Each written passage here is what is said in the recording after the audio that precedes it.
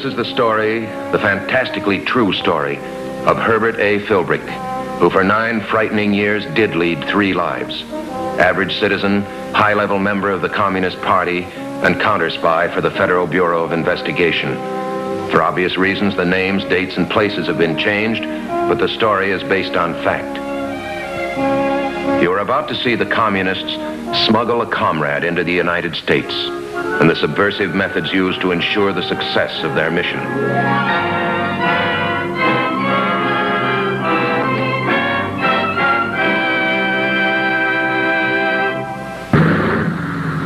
It's a pleasant change to be able to live 1 life instead of 3. To have only 1 problem at hand, getting a new advertising account.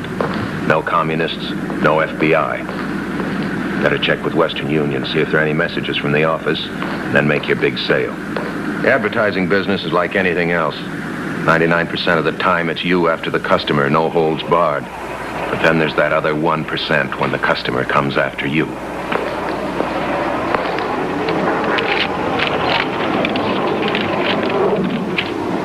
If you have time for extra business, have lead that company operating ferry boat is in market for advertising. Best time to contact buyer between 5 and 6.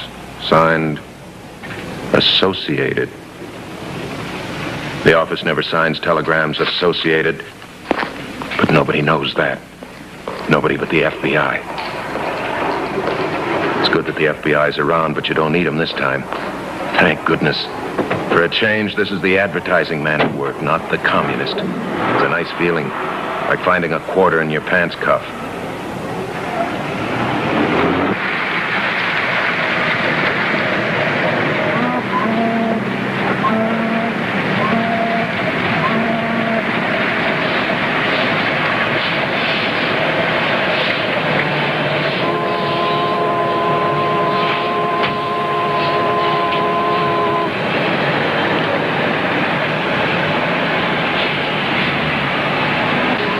Got everything, Philbrick? Did you forget anything? Remember the main points? You're okay. You know your stuff. You'll make your presentation and you'll do it right. You've been over it 1,000 times.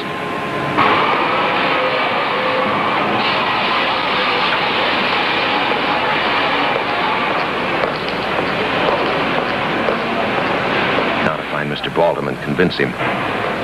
Get the idea across, the cannery. All the work and equipment that goes into a place like this. You got it all in your layout. Quit worrying, Philbrick, will you? You think this was your first legitimate prospect, your first chance to sink your teeth into the advertising game.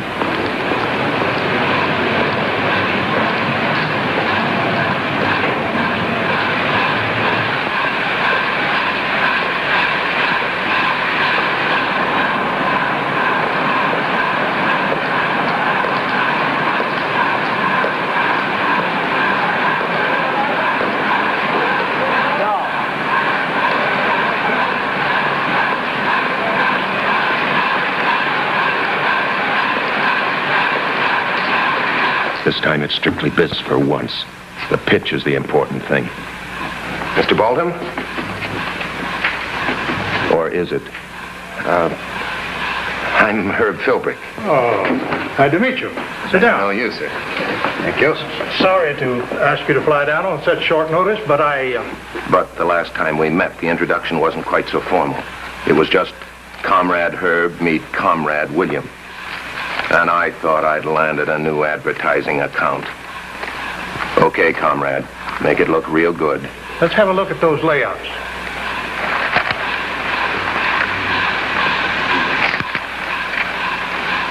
Look. Those should be changed. This is a cannery business, all right, Philbrick. We're selling fish, not the cannery. The thing that catches the public eye must be fish. Now, there are a few more points. Sure. Business as usual. That's the way it has to look to the guy next door and anybody else within earshot. I'm Philbrick, the advertising man, listening to Baltham, the executive, tell me how he thinks we ought to sell fish. Good commie technique. No matter what you do, make it look like you do it every day. No, comrade. Nothing so blunt. And nothing so slow. Instead, we use committees and the organizations already in existence. We use them to our advantage. Comrade Annie, are you positive that no one suspects you of communist sympathy? Good. American scholars are sensitive to their rights. Stress that. Comrade Burt, with the veterans, lay on the fact that although you are against communism, you are also against losing the freedoms that you fought so hard for. Comrade Druce, your organizations... It's the same story. Each man has his job. Make sure you do it. Just a typical pro-cell group, getting final instructions on a new agitation campaign. And when they start a campaign, they know what they're doing. These boys are experts on agitation. Just a little meeting to plot the violent overthrow of the government. And they're not kidding. But where do you fit into this, Philbrick? They didn't get you all the way down here for this kind of project. Comrade Herb will be excluded from the project. You ought to become a footer. Well, is everyone clear about his job? All right, then. We will leave in the usual manner. Comrade Annie. See what happens when you're a good boy, Philbrick? You go to the head of the class. Better. You get thrown out of school. You become a floater. No more meetings, no more tedious general detail work, no more lectures on the coming victory of communism in the USA. No more nothing, except your special assignment.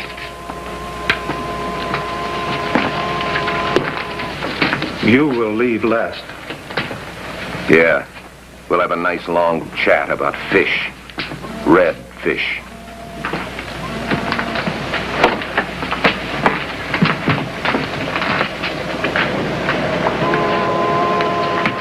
Correct me if I'm wrong. 1, you know a lot of people in the theatrical world. 2, you have what is usually referred to as contacts between the motion picture industry, specifically local representatives of the Hollywood film capital. 3, as an advertising man, it's within your scope to sell a particular commodity to a particular potential buyer. At 10 o'clock tomorrow morning, you will be at Pier 12. You will drive a car which cannot be traced back to you. You are to park at the north end of the pier, pretending motor trouble. You will be contacted by a comrade. He will deliver 2 things to you. 1, a man who is being smuggled into the country. 2, sealed orders where the man is to go. At that destination, routine matters will be attended to, and the man will be provided with a complete identity. You ought to bring the man a loyal comrade and his new identity out into the open. He is to meet the right people of literary groups. He is to go to the right places of theatrical circles. Provide him with a background here, a reference point to be used by our comrades in Hollywood to gain him employment in the motion picture industry. Have you any questions? About this car that's not supposed to be traced, what do I do, switch license plates? More than that. The car must be such that if found, it will be impossible to trace it back to you. If there is a leak of any kind, comrade, the entire area will be under surveillance. Where do I get this car? That's your problem. Now for the last 2 points. 1, there's a chance that the comrade may not reach shore at all. Therefore, you are to wait exactly 30 minutes. No more, no less. 2, if the project does reach you, it must not stop with you. It would be disastrous. Now to identify yourself, light a pipe, passing the flame from right to left over the bowl 3 times. To a stranger, merely a man lighting a pipe. That's all. Philbrick, who knows, maybe someday you'll fly down here on a real business trip. Be glad to, when I know your business well enough, Mr. Baldwin. Goodbye, Philbrick. Goodbye.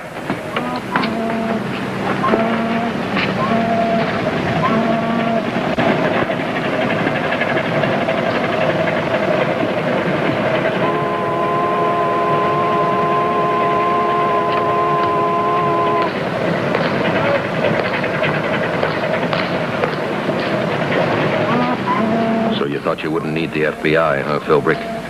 Just shows you they know what to expect every time.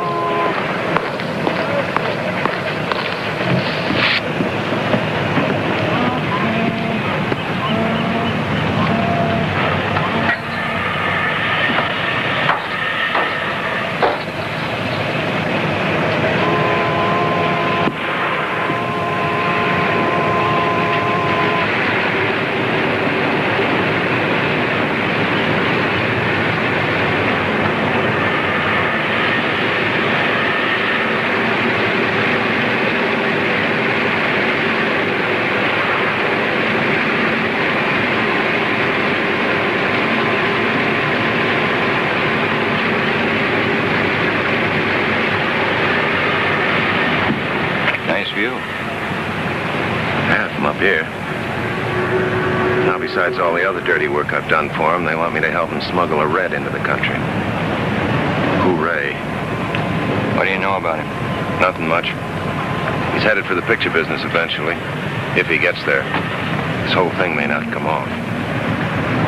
Could be worse for us if he doesn't. Whenever a comrade comes ashore, Herb, a lot of machinery goes into action. We want to know all about that machinery, in detail. What about the car that can't be traced? What am I supposed to do, steal one? I wouldn't. If you're dead, the FBI wouldn't know you. I wouldn't worry too much about a car.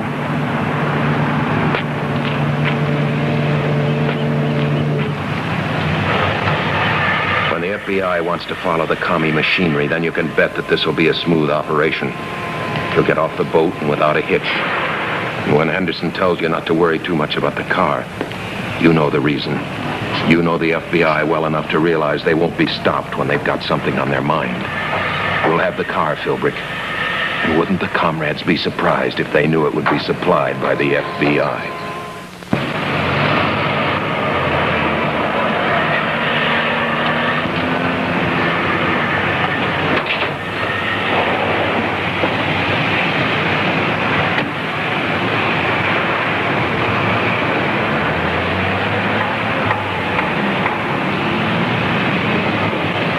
Okay, comrades. Operation Smuggle is ready on this end.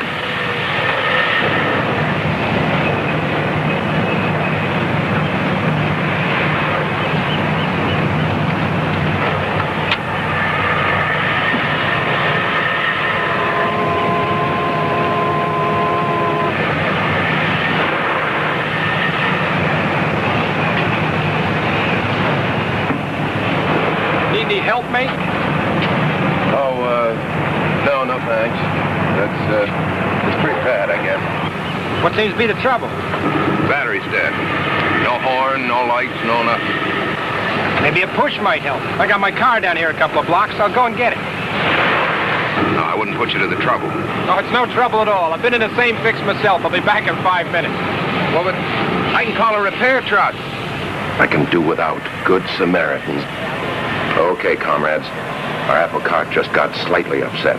Let's go.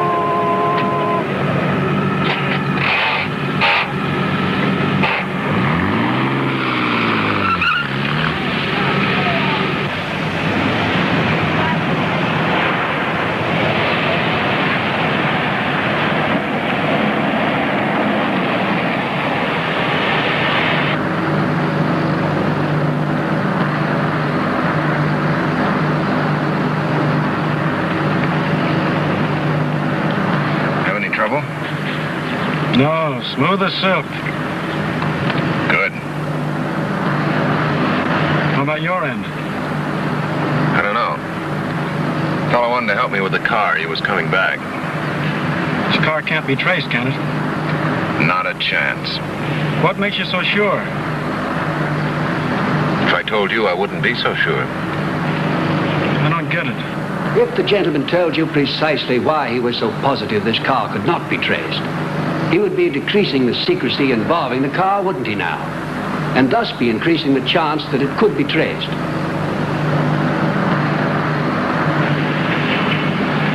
You can let me out at this corner.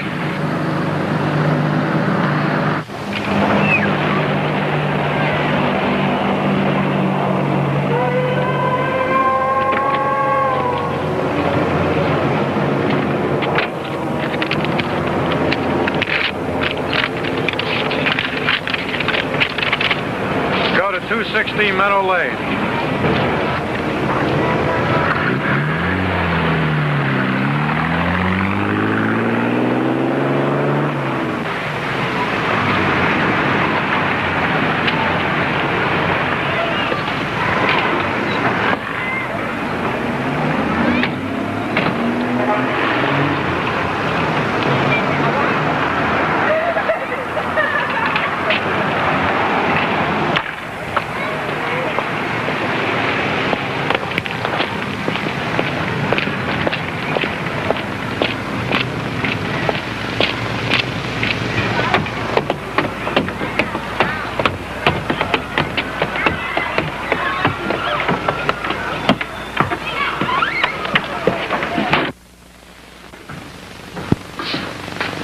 Everything is ready.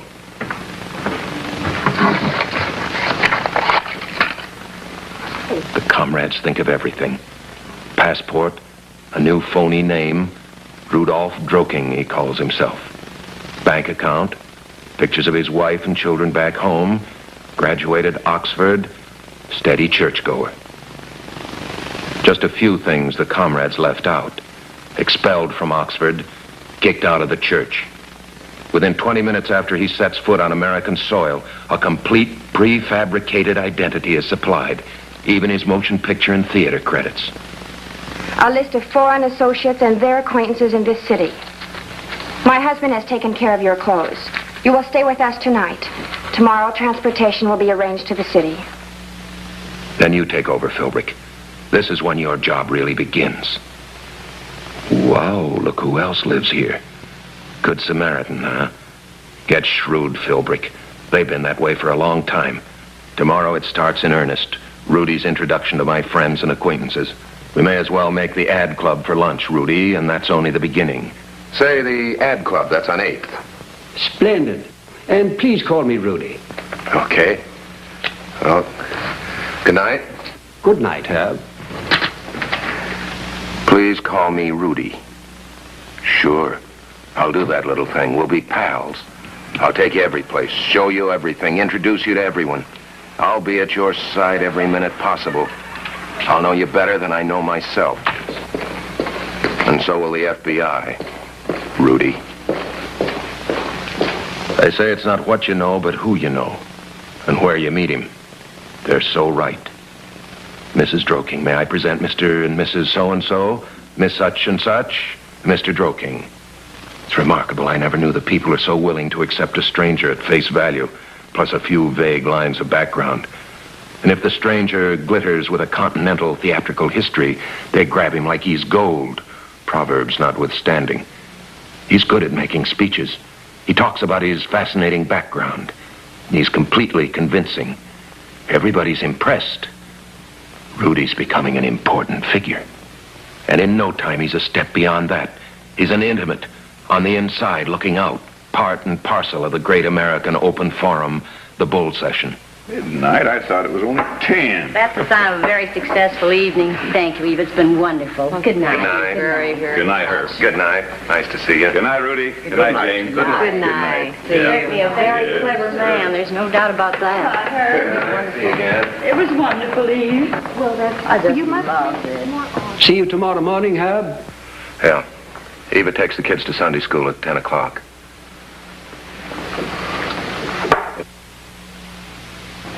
We'll see you all soon. Good night. Good night. Good night.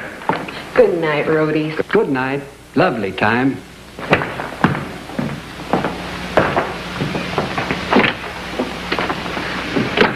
Oh, here, darling, I'll do that. Why don't you go on up? Okay, I am beat. See you upstairs. I won't be long. Don't forget the light. I won't.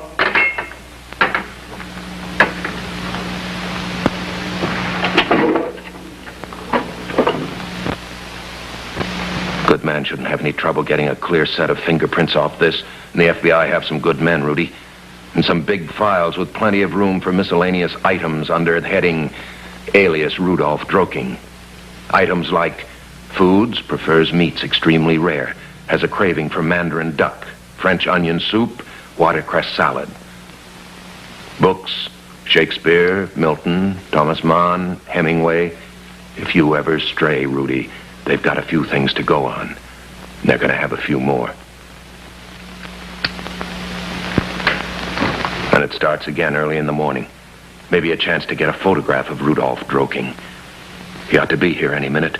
Maneuvering him into this chair should be simple. Herb. Herb. Yeah, darling. I'm in here. Oh, I'm taking the children to Sunday school, honey. Okay. See you later. Okay. Hello, Rudy. Herb's right in the library. Go right in. Change of plan. I leave in 20 minutes. 20 minutes? For California? Yes, you have the letters of reference. If I'd taken them from you last night, I could have gone directly to the airport. Get them, will you? Yes, I will. Sit down a minute, will you? No thanks. Too soft. Nearly crippled me last night. I have a bad back. Hurry, please. All right, I'll be just a minute.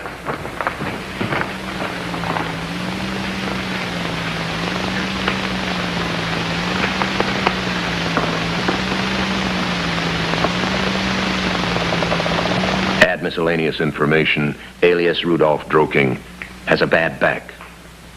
Subtract photograph of Droking, an easy trip.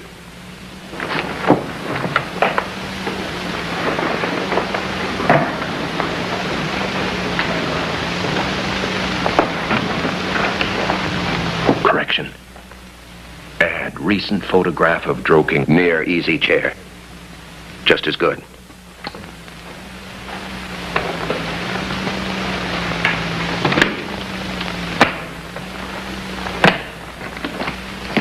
There you are. Good. You'll drive me to the airport. Yeah, sure. Typical commie maneuver. Change plans at the last second. Just in case Comrade Herb Philbrick isn't to be trusted, it's too late for him to do anything. Are you coming? Yeah.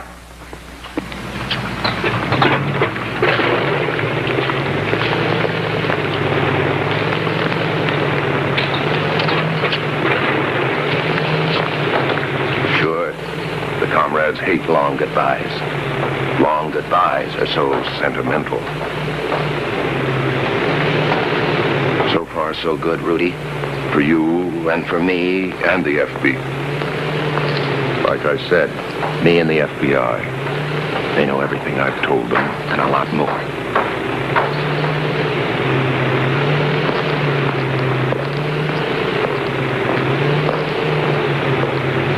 So long, sucker. Yeah. Goodbye, Rudy. Have fun. I'm sure you will, not for long. You think you're headed for a big job in Hollywood, don't you, Rudy? You could get it, too, if you were all you said you were. There's a fellow sitting behind you that knows better. He knows you were expelled from Oxford, tossed out of the church. More than that, Rudy, he'll see to it that the film industry knows everything there is to know about you. And once they do, they won't touch you with a 10-foot pole. Yeah. So long, sucker.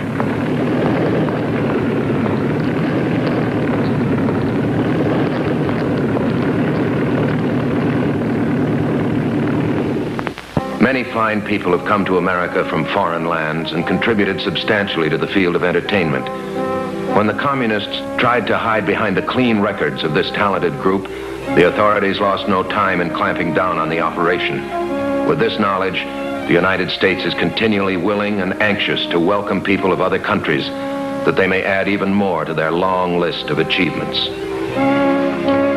Next week, another story from the files of a man who spent 9 fantastic years as a counter-spy for the Federal Bureau of Investigation.